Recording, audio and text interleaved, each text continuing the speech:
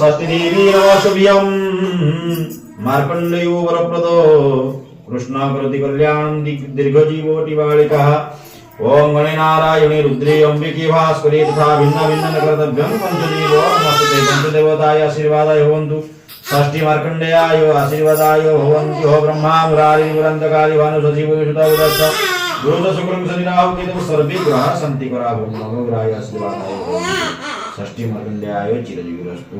षष्ठी बालिका सर्वोत्कृष्ट सर्वबाधक शरणार्थी लक्ष्मी नारायणाय गणपति सर्वदेवादेव आशीर्वादाय षष्ठी मार्कंडेयाय आशीर्वादाय भवन्तु। बस नहीं अच्छा